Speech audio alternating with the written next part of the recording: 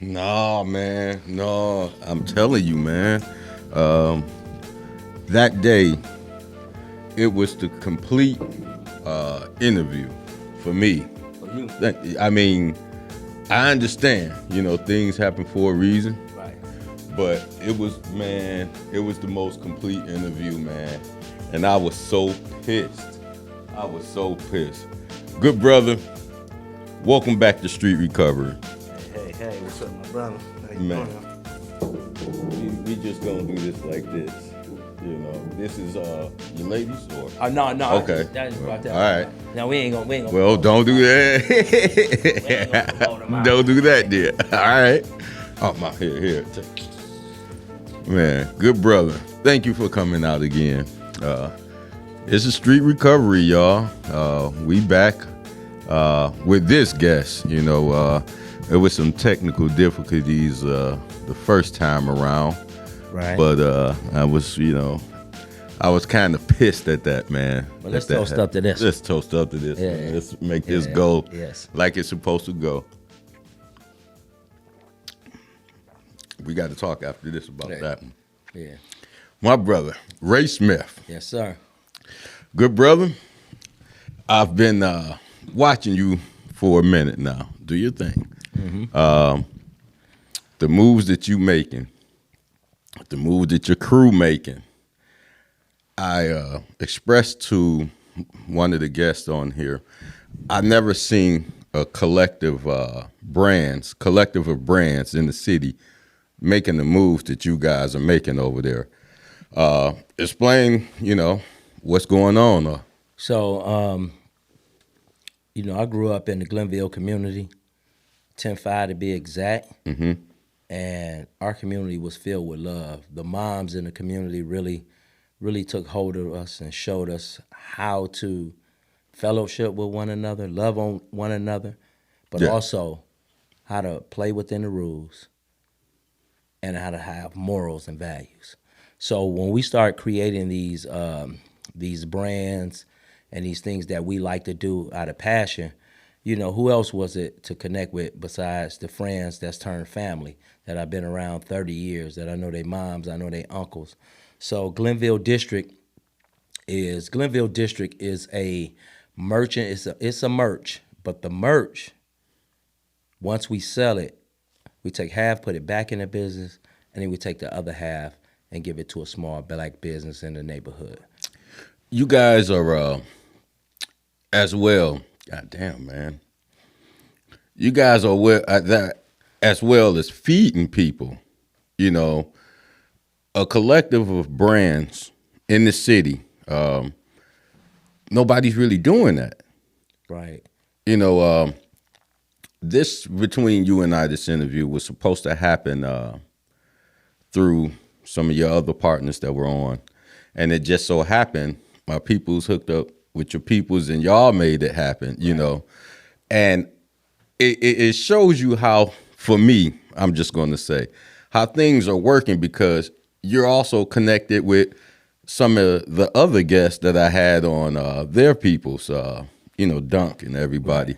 Right. You went over to Cleveland Central Catholic High School. Mm-hmm. You're a motivational speaker, I'm going to say. Go ahead, give us a little bit on that. So my passion is connecting people and giving away. When I mean give away, I used to, I never liked too many clothes in the closet. Mm-hmm. I love fashion, but I love to get clothes away and start over. Mm-hmm. So giving things away and giving back has always been a passion of mine. So with that said, I was once told by a man, if you don't connect the business with your passion, you'll burn out. So with the nonprofit, we was at Validity Sports in Richmond. I'm rocking the merch, just the merch here. Yes. We were able to go over to Central Catholic with the good brother, Coach Duncan, and just talk to them about life after sports, bring them some T-shirts, have them a DJ, and just have a day with them. And I bought Paul Sadler out. I bought Walt from Ghetto Therapy, and I bought Tim from Ridolph Farms. Okay. And then Paul Saller, that's Paul Saller Enterprises, so he got everything going on. But those guys were able to tell their story of how they pull principles out of sports and use them in real life. And I think that's just important to what it is of giving back. So the kids will have a leg up when they moving away from sports into life. So that's what that was about. It was a good collaboration between Coach Duncan, Central Catholic, and Validity Sports and Enrichment. You know, you have all this going on. On top of you wrote a book, Game. Yeah. You have a lot of knowledge. We're gonna come back to the book as well. Mm-hmm. You got a lot of knowledge about this street stuff. Right. Explain where everything started for you. So just I'm in the process of finishing up Game 2, mm-hmm. and Game 2 is a bunch of street stories, but not to be glorified. Mm-hmm. It was done from an educational standpoint. And when I started in the streets at 14 years old, it wasn't because I was looking for a certain type of life. This was some stuff that was perpetrated on me. This was something that a force knew what type of people my generation was going to be in my age group. Because we all turned out to be entrepreneurs. So we all had that spirit in us before we even knew we were going to be entrepreneurs. And it was a product that came out of nowhere, and it was available for sale. Before that, we created football leagues. We created a card football league. We made clothes. We got bottles for 10 cents, took them to the store. We hustled carrying groceries. So this is just an entrepreneurial spirit that we had. So this started early for you. Yes. So when I talk about the streets, and I try to give people a synopsis of what that's about, mm-hmm. but what it really was about in doing my research and really thinking about those stories is that this was systematically put on us. Because this thing just came out of nowhere. Yes. You were able to go from having $100, which felt like $100,000 in your pocket, to having thousands in your pocket, which felt like millions. Yeah, back in those days, yeah. Yeah. So, yeah, that's how that got started, man. But, this book, Game 2, will kind of shed light on, from an educational side, like what was the effects of that and what I learned, what I pulled good out of it, and what happened to me negatively. Mm-hmm. Yep.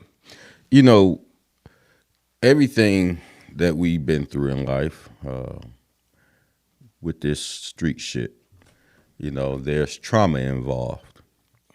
A lot of trauma, no matter how little, no matter how great. Some of the traumas that you go through.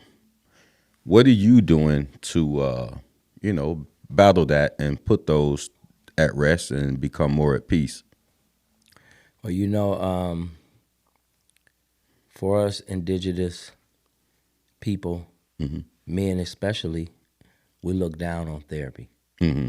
And for me, my relationship with God started a long time ago. Yes. So I felt I had this personal relationship with him, and whatever I was going into, whatever storm, I was going to dance in the rain and come out shining. And every time it happened. So my personal relationship with God was what I was hanging on to. Mm-hmm. But as I got older, I knew I needed some therapy. Mm. So I kept fighting it. Now I'm in therapy, and it's like the best thing I could have ever did, because I'm getting a chance to talk, mm-hmm. and a professional is getting a chance to dissect and analyze what I'm saying and give me feedback. Because not all the time you get a chance to talk to your friends or family about what's in you, deep in you, maybe on the surface, but what's deep. And then sometimes you have to get your memory jogged to go back to those stories, those incidents, and like, oh, okay, this is why I'm like this. This is why I'm so stubborn, and then you start to try to unlock your purpose, because, go ahead. What was the first step, the first thought and the first step where you said, "Well, damn, maybe I need to go to therapy"? What was that coming to Jesus moment, or I should say? Shout out to my fiance Mary Johnson. She had been telling me like, "Hey, you ever thought about therapy?" And I'm like, "Nah, I don't need therapy. I talk to myself and God every day. What I need therapy for." And she subtly just kept nudging, not overbearing, but And I was like, you know what? I'm gonna give it a try. There was a therapist that I was familiar with, Yes. and I trusted him already, and it's been the best thing I could have ever done. But really, my fiance kind of like put that on my brain and in my heart. That's something when our loved ones, especially our mates, see something in us, and it's like they're the mechanic, and they see something wrong, and they say, "Well, go ahead and fix that. Get that took care of." It's something deep. It's I don't know what it is. I'm recently married a year now, and a lot of things, I got to get used to.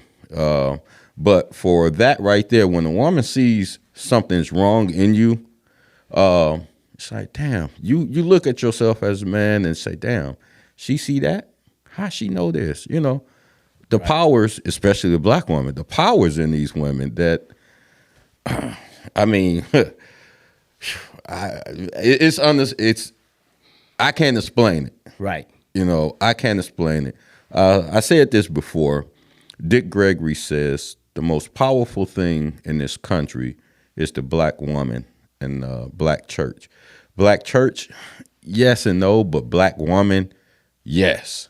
I would agree with that. Your fiance, a lot of your success, is it due to her being there with you? As they say, it takes a black woman to elevate you, 100% it is, because we both had an idea. She had a separate idea, but they matched. And with this idea, it was just something I seen. It was vision. Everybody can't see your vision. No. And she seen it. She was able to help me while also helping herself. So I got the chance to sow into her. She got the chance to sow into me. And we just been going step by step by step. Yeah, it's been some setbacks. Yeah, it's been difficult. But when you look back, you're like, oh, I'm definitely doing it. And the success is definitely 100%. She had a hand in it.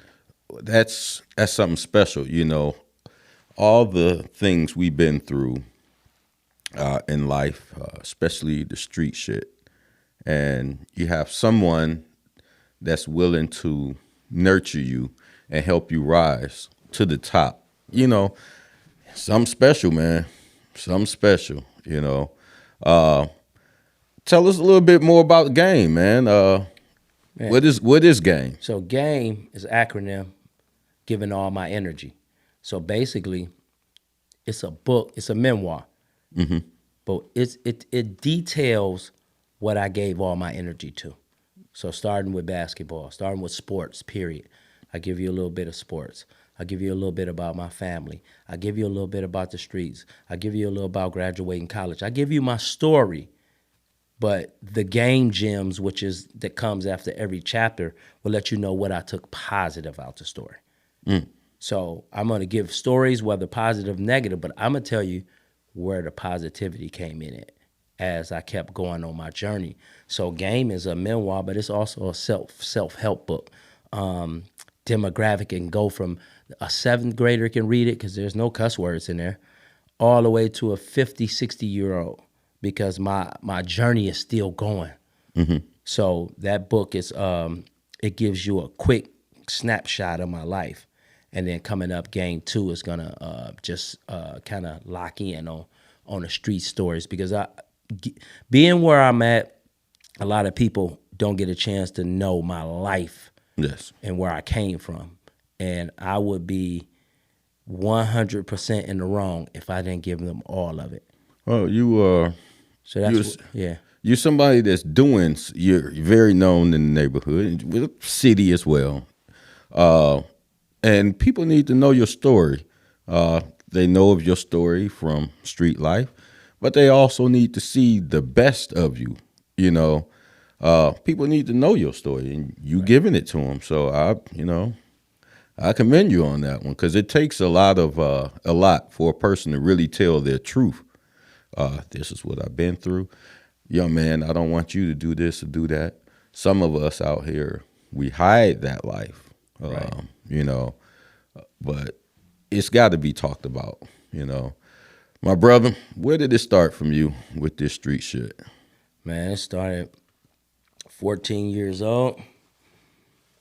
I'm in the neighborhood. I'm outside every day. I play sports every day. I can see the change. I can see the 19-year-old kid that I know from the neighborhood now driving. Driving, he was just walking.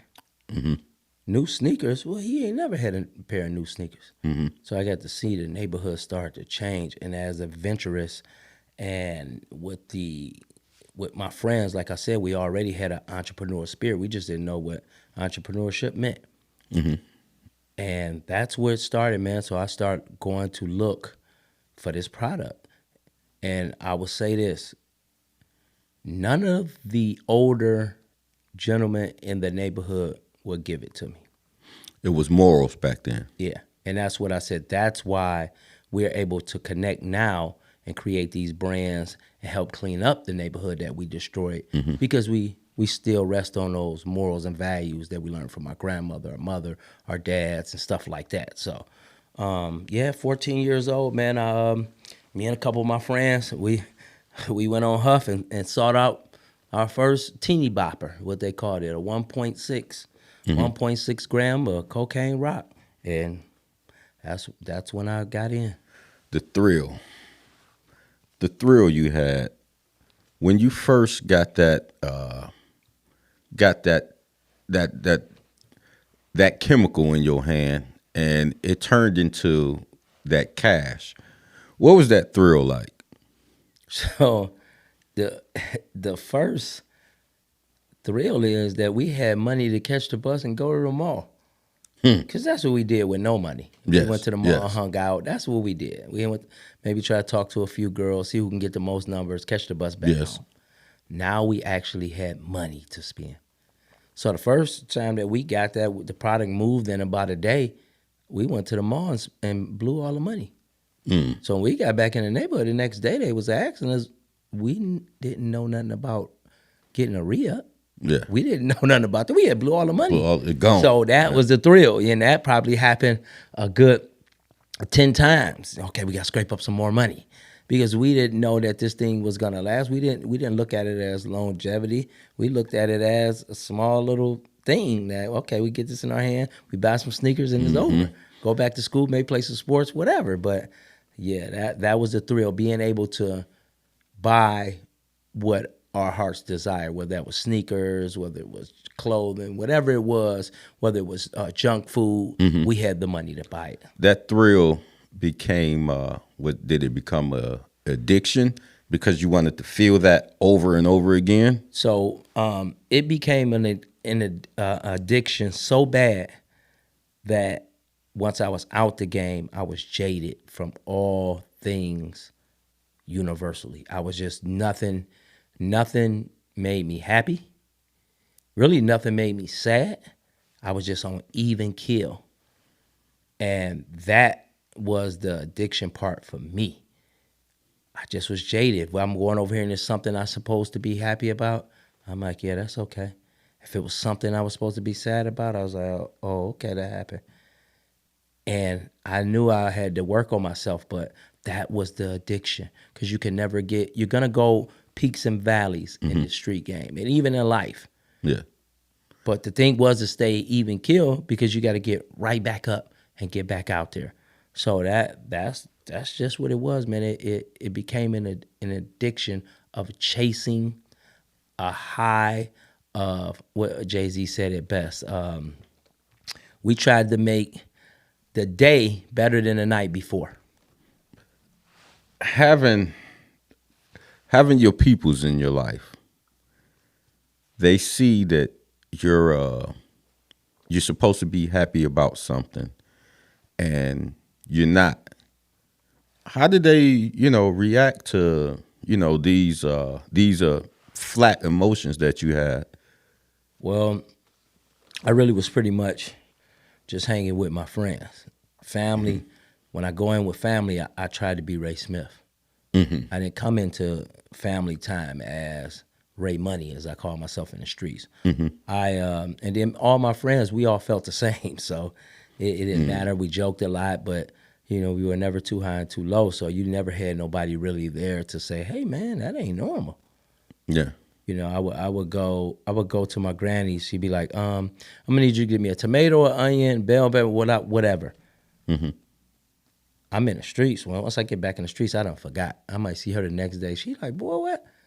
What's up?" And I'm like, "Oh man," but that we didn't have nobody like that, and family didn't get a chance to talk to me because, I'm living by myself. I'm moving around every day. I'm in and out of town. And then I was able to provide too. So you don't want to you don't want to talk down on the cash cow. So it did a number on all of us, bro. You mentioned Ray Money. Who is Ray Money? Ray Money was a character that I invented because I had no, as they call it, I had no balls in the street. That I wasn't that guy. I was pretty much a guy, like I said, like to connect people and give away. But I couldn't give away my product. Yeah. And I was losing money, so I said, "Hey, I gotta create Ray Money. This guy that's ready to scrap and throw down at a heartbeat. That's really about this life and really just even kill, ain't too high, ain't too low, and just ready to get it and get money, but don't it ain't sweet over here." Yeah. And that's what I did, man, and it turned me into a monster. Turned you into a monster. The things that we have to witness and experience when we're out here doing these things over and over again from the 60s, 70s, 80s. This thing has done a horrific number on us. Right. I asked you this before on the last interview that what the hell, do you think it was one of the worst genocides on planet Earth? I was doing research, and this is gonna sound crazy to some people. In my research, it just keep coming. It's one after another. So when you're dealing with a race of people who are genetically different, we ain't talking about speed, height. We talking about atoms, neutrons. Yes. We talking about cells. We talking about melanin. We talking about genetically different. You're gonna be oppressed. So it's one after another. It's one after another. And I don't think one is bigger than the other one because they're all designed to wipe out a certain generation. My generation. It makes sense, yeah. Yeah, my generation just happened to be the generation that was looking for education. So we took education over liberation. We rather go to college. Y'all say we can go to college now? Oh man, we've been, then when we got our little degrees, we got a little snooty. But we stopped fighting for that freedom. And I think every generation, they have something for us. They have something for us as a group of people, as a race, as a culture. So I don't think none of them is worse than the other. They're all designed to wipe us out. And you studied it. And it makes sense because when I'm looking at the things over in Africa, it's designed. Just thinking of it, okay, the blood diamonds over there. That's designed when they go and killing each other over the land, and man, this shit is deep, man. It is, and it from Africa all the way over here, from here down to South America. People of color, our dark color, melanin. It makes you think, man. It makes you think. What the hell can we do to come up out of this, specifically for us over here in this country? Christ conscience, man. When everybody get a chance, and it's just not for our race, but Yes. since we're talking about our race, because we have to be the ones to jumpstart it. Yes. It's a Christ consciousness. And that's a positivity, that's hope, that's love. And if I got it, you got it, and 20 million other people got it, then it starts to spread like wildfire. And the love starts to take over the planet. And the powers to be, which is only a few, won't be in power no more. But if 20 billion people are under a certain design and they don't have, and only a few have that Christ consciousness, then we'll be stuck in the same thing. But I'm always hopeful that we will move into that. Whether I'm here or not, we will move into that light, and we will bring joy, because I feel like that's why we're here. That's why we've been oppressed, and that's always been my mission. My underlying mission is to make sure brothers know that we have to be positive, we have to show love, and we have to spread it, because that's just our duty if we are who we say we are. You guys are showing it over there. I'm seeing post of this, post of that. Friendship through all the worst shit in the streets. How you guys still remain to have that bond with each other, because that's very important. Well, like I said, it started many years ago, before we even knew what getting in the streets was, because our families were tight. That community, we played in each other's basements, backyards, played football in the front yard. We rode our bikes together. We did these things at different people's houses, So like, I could talk about Miss Jordan, I could talk about Miss Taylor, I could talk about Miss Matthews. I could go on and on. I could talk about these great ladies who allowed us to come in the house and do the friendship thing. So it was easy. And the fact, for me personally, I used to watch a lot of mob movies. Scarface did a number on me, so I knew my thing was I wasn't gonna do my dirt outside my neighborhood. I was gonna do it with all my friends, and if some of them may burn me, and at least they my friends. Yeah. You know what I'm saying? Yeah. So that was my thing, and I always was the one who kept, because I'm more like a glue guy. I'm a connector, and and that's how we kind of like just kept that friendship, man. 30-some, 40 years, and we just kept it, and we love to see each other at this stage of life. That's very rare. A lot of people aren't that blessed to have friendships through the game that last from the beginning and keep on continuing to last through adulthood. A lot of people aren't that fortunate. Let's go into you experiencing the life, and you coming out of that life and continuing your education.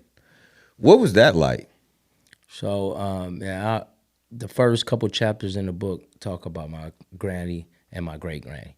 So I lived with them when I moved on 105, and it's just two things that they gave me. My great granny gave me the slogan, "Keep living." I would come to her with problems, she'd just tell me, "Keep living." So I was like, okay, I'm gonna hold on to that one. My other granny, she gave me the just keep loving people. So with those two, when my granny, great granny passed in '98, I said, okay, it's my time. She's been telling me to keep living. She's been showing me so much love. She's been in my corner no matter what. It's time for me to get out these streets and honor her for what she did for me, what she instilled for me. So that's when I went on, got my GED, and went back to college. And that's a story in itself, but that's who I really did it for. I did it for those two, Marjorie Elizabeth Smith and Elizabeth Marjorie Hawthorne. So those two really, like, they gave me that foundation to be able to just say, hey, this is enough, and I'm gonna move on. We don't share these stories enough. Coming from street life, going to getting yourself on the track. Yeah, we hear a lot of the more famous people, celebrities, doing these things, but the everyday brother from down the street, around the block, we never get to hear these stories. Why is it that a lot of times we don't make these decisions as you have made? We keep making repeated trips back to the joint and not getting it right. What it is about us, because it's not just our generation, it was the generation before us, and it's the generation now. We keep making repeated trips back to the joint, even though the joint have a lot of access to a lot of education. Right. What is this all about with us? We go back to the design we was just talking about, and how it's designed for that. And it takes foundation. That's what I talked about. Yes, yes. My mom as well. My mom is my rock, my riding force right now. But it takes those, my mom, my great grandma, my grandma, to instill. I had a foundation. And some of us, from the design of what they did, as far as the crack cocaine and the housing crisis, when it moved us into a project, you couldn't have your male figure there. Those things were part of the design. So if you don't have a foundation, you just keep repeating the cycle, and the cycle is vicious. And it's a design, like we said. And guys like me and you, we just try to give them piece of our foundation, and maybe that they could start building them a foundation. But it's their foundation. It's not just it's us. It's the designs that's been put on us, and the things that we got to get over. Yes. Yeah. A reason why I ask these questions, because a lot of these questions aren't asked on on this kind of level. Right. Even in schools, there's very few teachers that even experience these type of things that you and I have experienced, so they don't have the answers. My family coached football. I as well, not so much anymore. We used to share these stories of what we've been through and what's happening. A lot of kids make it out. A lot of kids, they fall victim to it. And I kind of feel for my old man, because year after year, month after month, he's going to a kid funeral.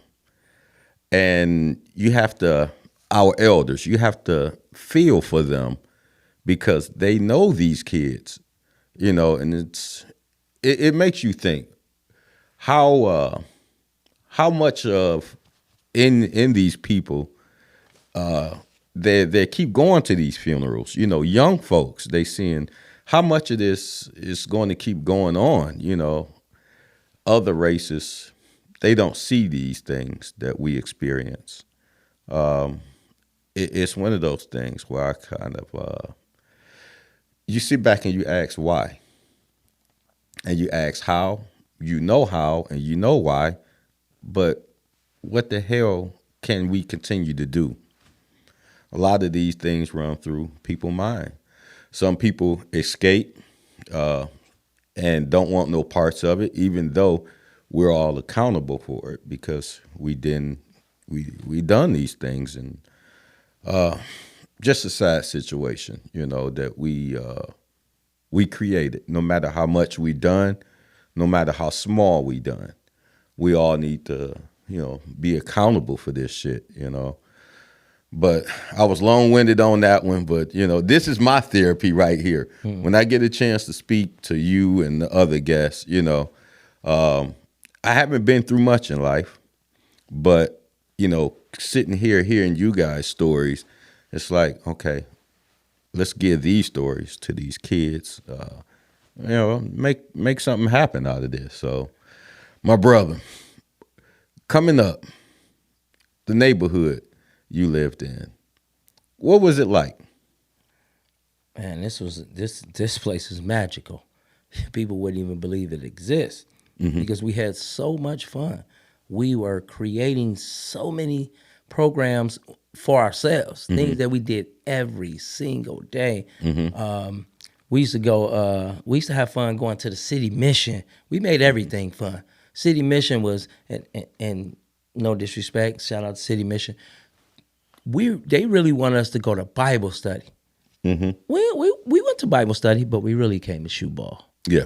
And get a chance to ride on the bus and talk to girls. So we 11, 12 years old, man. We get to ride a bus downtown. Yeah.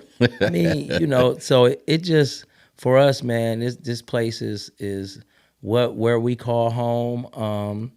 In our hearts, it's with us. Wherever we go, we talk about it. We talk to each other. We FaceTime. We do those things with each other just because of the magical times we had.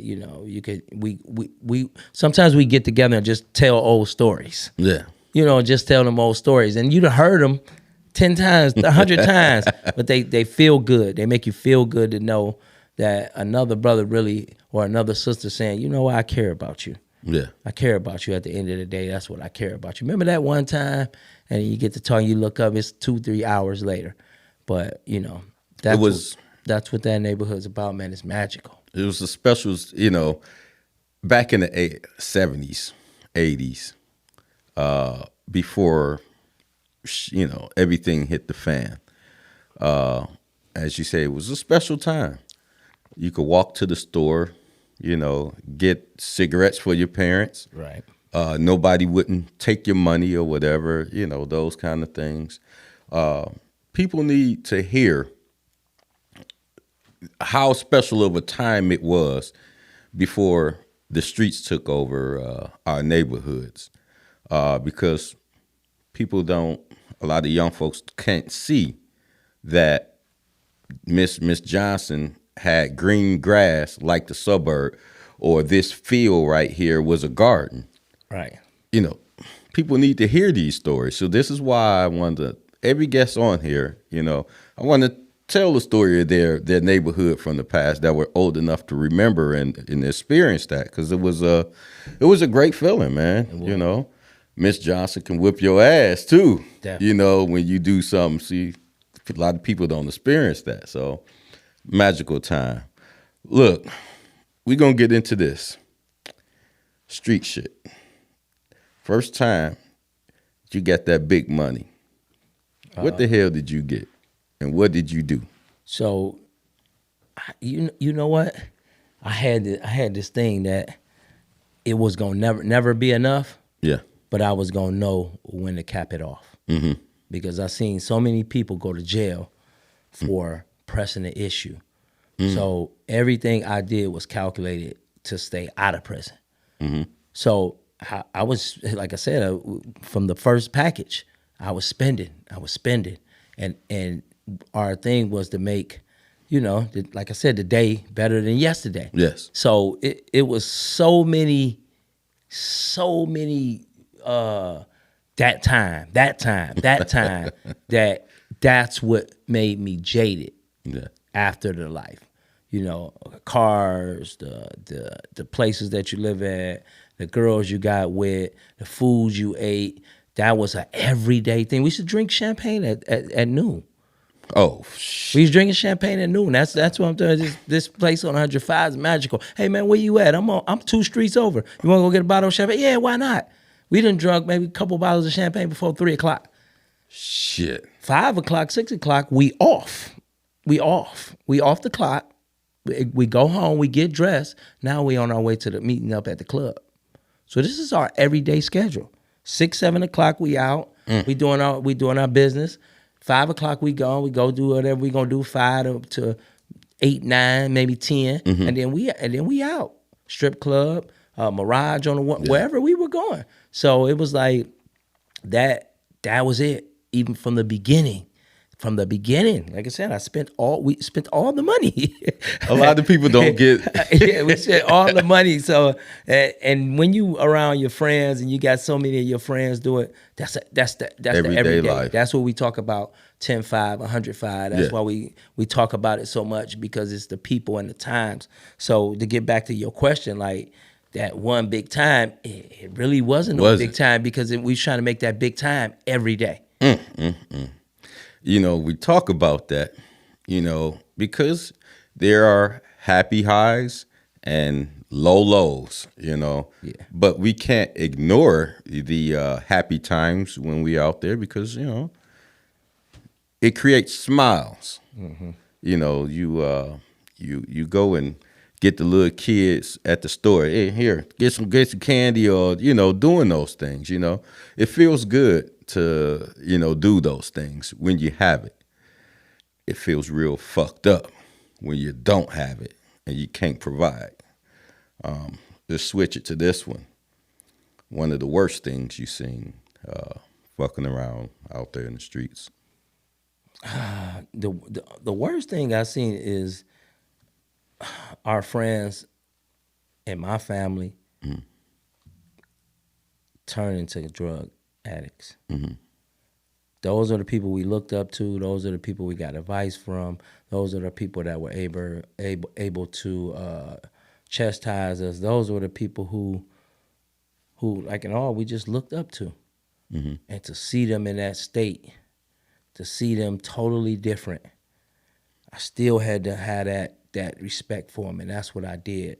I wasn't gonna treat them any way, but to see them like that, it was the worst thing ever because I knew what they were, how great they were, how great they still was. It's just this drug just done robbed them of every essence of their character, and they just out here willing to do anything, and I mean anything, to get that drug, and that hurt me bad.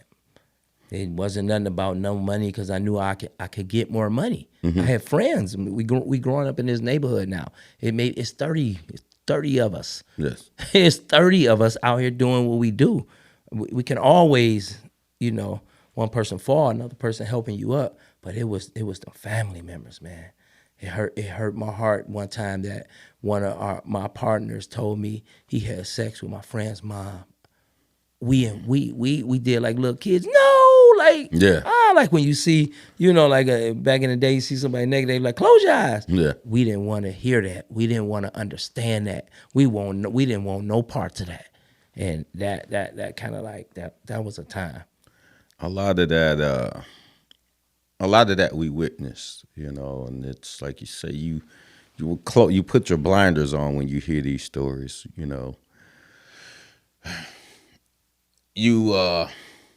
You mentioned, your partners, all y'all, you're tight, you're solid.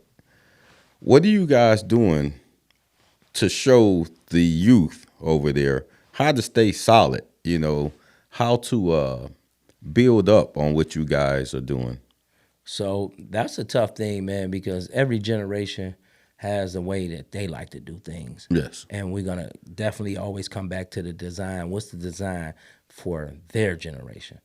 So their generation is more of an individual. You look at music. There is no group. There is no more groups. None. Like it's just the way it is. It's me. But what we have done this last year and every year we do 10-5 day. Yeah. October 10th, it's on the 5th day, whatever that day fall on. It doesn't matter. It could be a Tuesday. This year, we took a lot of the musical artists from the neighborhood, young and old, and put them together. And boy, we got something out of that. It was magical because we didn't know that the younger people wanted to be involved with what we were doing.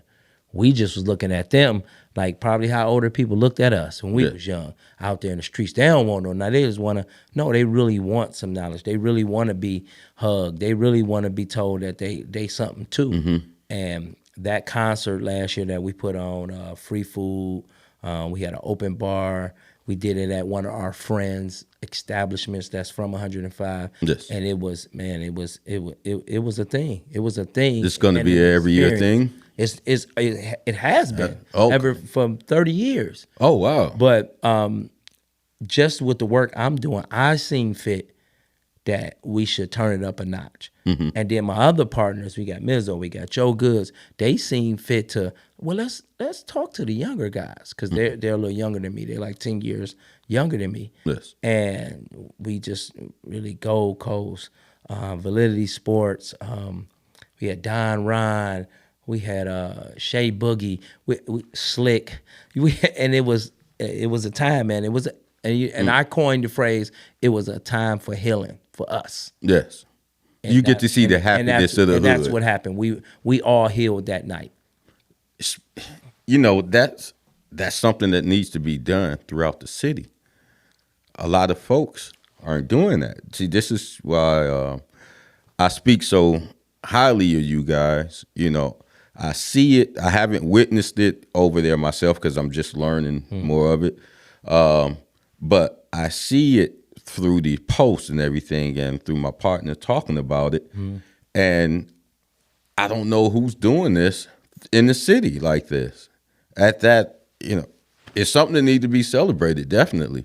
So, you know, hopefully, man, talk to that damn councilman, man. Take it, you know, get it on us, you know. I mean, something, because that's big. Mizzo was speaking with me when he came on. I didn't know that 10-5 neighborhood was that historic. Right. I went and spoke to the Gold Coast. I went and spoke to my father, and he said, yeah, that was, you know, that was it, you know. I said, well, damn, you know, a lot of history over there. Yeah. The first black bank in Cleveland was over there, or I know the first stoplight. You had it depends on which way you want to go. You know, you want to go street. You had a famous gangster over there by the name of Scatterbrain. You want to go politicians. You got my man.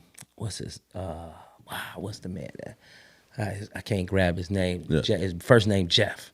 Okay. But he lived in the neighborhood. He was a councilman.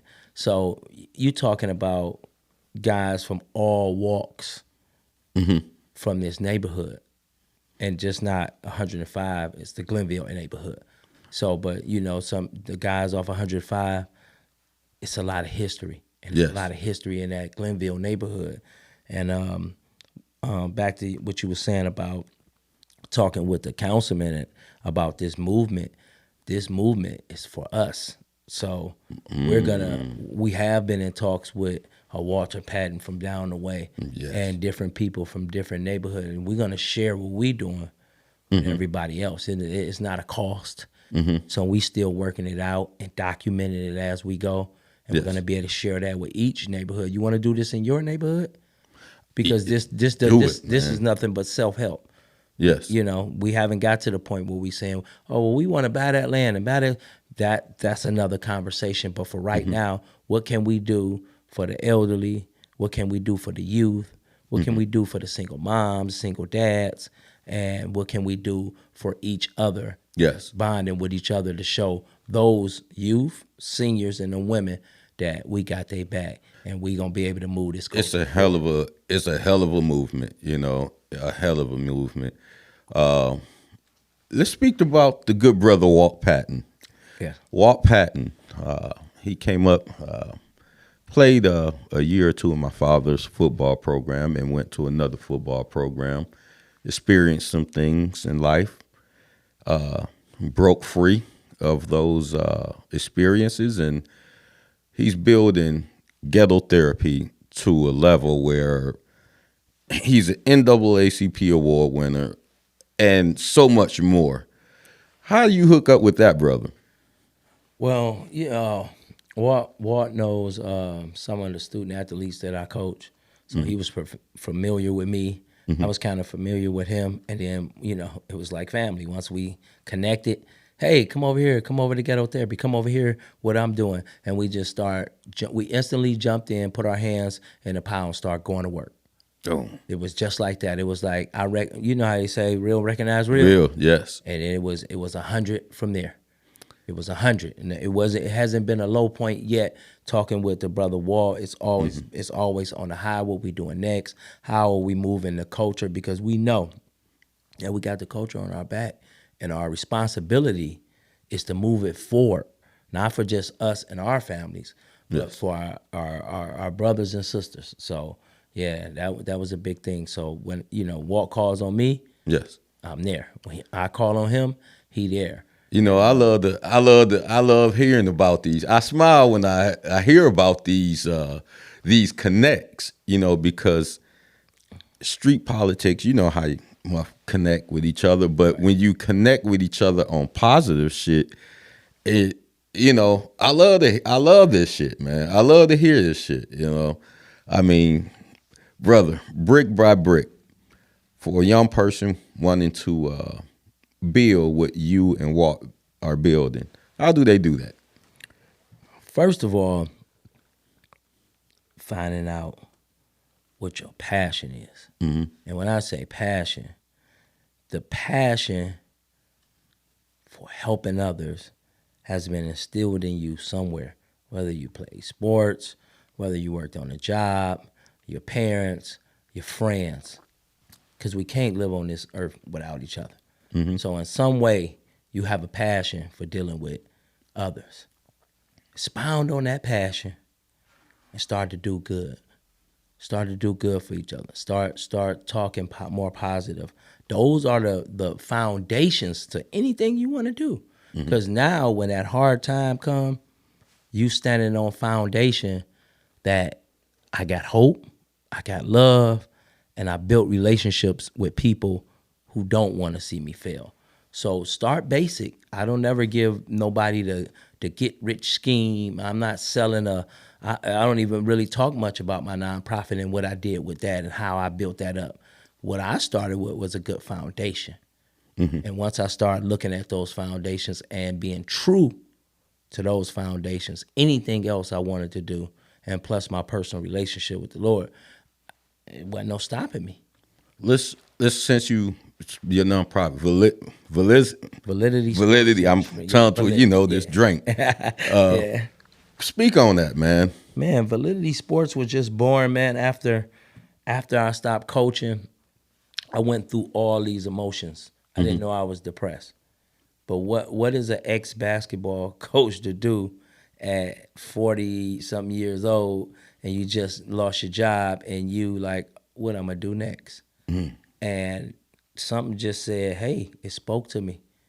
Spoke to me and said, create the life you want to see once student athletes get paid or get through playing and getting paid and all that. What would they do? Because you don't know what you doing. Yeah. So figure that out. And it was like that became my purpose. It still kept me around sports, still kept me with the people that I love, still kept me teaching. And so I created Validity Sports and Enrichment as a nonprofit that could, hey, you need a job? Okay, let's do this job placement thing. Hey, let's take care of our seniors. Hey, let's do some volunteering. Hey, let's go back into schools and speak. Let's take these skills that we learn from sports and use them in all walks of life. That's what the logo is about. Me and some of these, if y'all can see it, me and these student athletes riding in this spaceship, going around to different countries and communities and helping them and saving them however we can, helping them in agriculture, helping them with science, helping them with volunteering, helping them with sports. And that's just one of our VSE's big mission, man, to be able to just float around and spread love and keep on living. It's a beautiful thing, seeing this.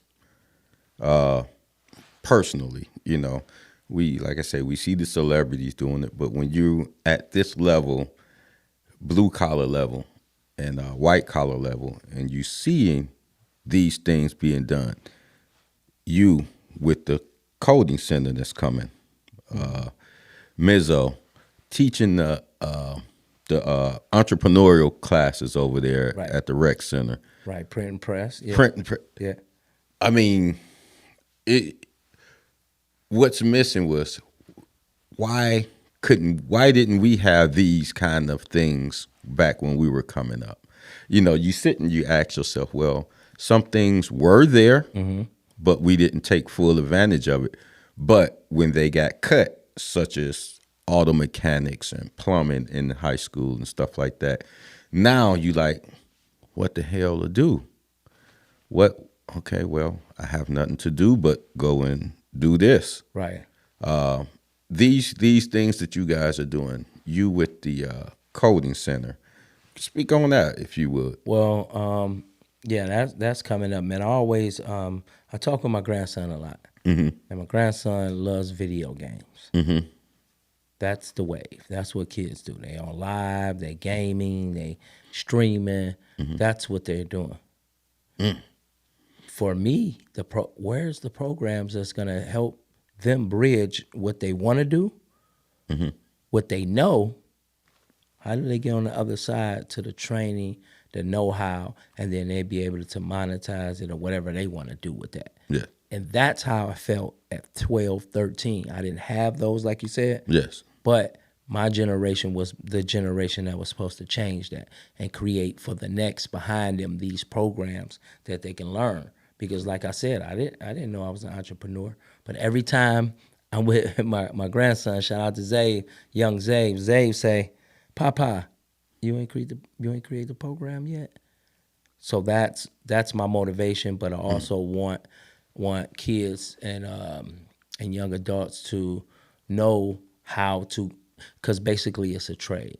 Yes. How to go Yes. into how to get into cyber defense, how to troubleshoot in IT. Those things are our next trade. Yes, it is. It's our next trade. And if we not in the forefront assisting them, then that's not it. So that's why I came up with the coding center. You got something special right there, because I don't know where in the hood that is going on. This is why I say you guys are special over there, because you're thinking outside the box. Right. I maybe in bigger cities that's going on, but here in Cleveland, I really haven't heard a lot of these programs that you guys are providing, and it's free. It's free. Man, brother, before we wrap this up, you were one of the top out there back in your time. You transformed everything. You transferred over to a new and better life. How does a young man that want to escape this street life transfer and transform into someone like you before it's too late? First, I want to say they got to have direction. What direction they want to go. And once you have that direction, the universe will apply the rest for it. And I know that's like a general term, but first you have to have direction. Where is it you want to go? Because if you don't know where you're going, then you just go back to what's familiar, which is what you already done in the streets. So my first thing will be know where you're going, know what you wanted to do. I wanted to go to college. I had always wanted to go to college. So I knew if I'd get my GED, then I go to college. Now that's a 5 to 10 year plan. So if you don't know where you want to go in a year, 2, 3, especially 5 years, then you're going to keep going back. So that's number one. 2, I want to say get in touch with your spiritual side. There is a thing inside of us. There is a way that we can hear that voice inside of us. Stop suppressing that voice and listen to it. They didn't make the phrase, go with your gut feeling for nothing. Yeah. Stop suppressing that. Stop doing the character thing like I did to Ray Money. Be Ray Smith. Ray Smith was way more savvier than Ray Money. Because Ray Smith created Ray Money. Yeah. So, and Ray Money was just, this guy that was one way. Hey, I'm this way. I'm tough. I'm dangerous, And 3, I would say start being around the people who want what you want. That's just it sound cliche, but if I'm done change my life and I'm around bank robbers, then I might be the getaway driver. I ain't robbed the bank. Yeah, you did. You the getaway driver. Yeah. So you had to change. You had to change your. As one of my friends, his name is Edward Julian. He has a thing called BBB: believe, begin, become. People, places, things. That's it. That's what you change. So those 3 things I really just gave was people, places, and things. So, that's it, man, for a young guy. First, know where you're going. And that's not hard. There's many things out here. You just got to pick which one you want to do or pick which 3 you want to do. At least you got a plan how you're going to get there. But if you don't have no plan, you there's no way to get started. And that's what drove me is I never played high school basketball. So I was like, I always want to get me a year or two in college. I just want to I wanted to go to Georgetown. But when I got 30, I was like, it didn't matter where I went. You just wanted to go. I wanted to go to college and feel that college life, man, and be able to network and meet with some people. And it was just like I envisioned it in my head. Just like it. Some people I have never seen. Some people who was after the same thing I was after. Some, you feel what I'm saying? Some people who were willing to help me get to that next level because I started in remedial classes. Those classes don't even count. Yeah. Isn't that something? Yeah. You start to wonder and you start to imagine, damn, I could have been here, back when I was out of high school, and you start to have these thoughts like, damn, man, I fucked up. You start to feel down on yourself, but at the same time, you say, well, I'm here now. Better late than never. Yes, sir. My brother, what's next for you? Man, there's a lot of things next, but over at Vitamin Candy, the vegan restaurant, 7228 Euclid, come on out. It's a vegan restaurant. We just got our wine license. So we got 5 new wines, which are available at Myers on Cedar and East 105th Street. How ironic is 105th Street again, because the other cafe started out on East 105th Street. So, it's just what it is. Oh, boy. But, that's it, man. We got a wine license now. We're going to be creating conversations around some of these topics that me and you just went over, Yes. And the big one will be relationships. So that's what's next. Talking about relationships, men and women, and talking about business relationships. So it's going to be called Business and Relationships. And so we're just going to get into that, and we're going to try to vibe and get people over to Vitamin Candy to learn more about eating healthy and being healthy. So that's what's next. And then VSE, got some new things in the work as far as the coding. And then Game 2, man. Game 2 and Game 3 books, which is going to be turned into a short movie. Just got some things up, man. Some different merch.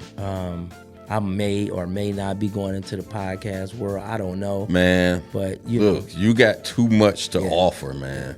So that like I say, I got a plan, and it's a lot of stuff going on, man, and a lot of collaborations. Yes. Outside of my neighborhood. Them guys we always gonna get at it. But outside of that, and that's really what's next for me, is to being able to network with people outside of my neighborhood, or outside of my basketball community, or friends that I already knew, to get a chance to know some more people and collaborate with them. So that's it, man. The year is and it's starting off good. I'm late to the party, seeing you guys doing this, but damn it, I better late than never, because I love what you guys got going on over there. I love what you got going on. Get the people your social and where they can get in touch with you. Coach Ray on Instagram. DM me. Ray Smith on Facebook. My book, Game, Giving All My Energy, is on Amazon.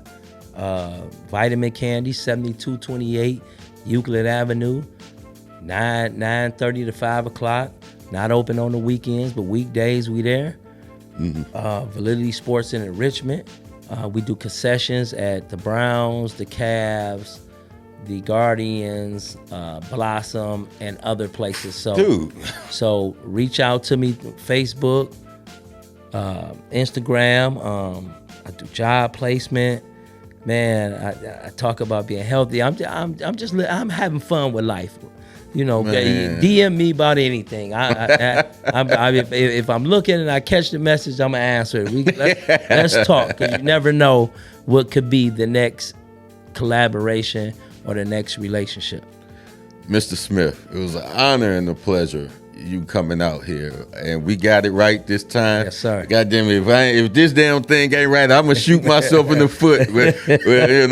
Hey, brother, thank you. I appreciate it, boss. I appreciate you. Yes, sir. Street Recovery, Mr. Smith.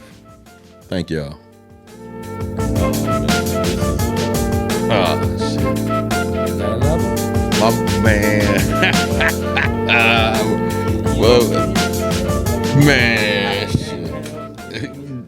my brother.